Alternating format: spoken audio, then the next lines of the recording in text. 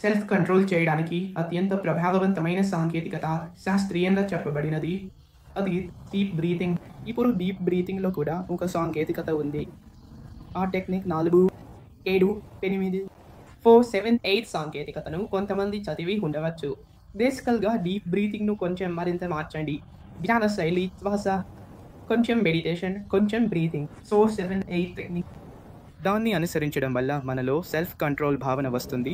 మరియు self control రావడం అంటే సరైన నిర్ణయాలు తీసుకోవడం. మనం అదనపు నిర్ణయాలు తీసుకుంటాం. ఇప్పుడు 4, 7, 8 టెక్నిక్ అంటే ఏమిటి? 4, 7, 8 సాంకేతికత అంటే మనం జిహ్వను కొంచెం మడత పెట్టి పైకి ఉంచుకోవాలి.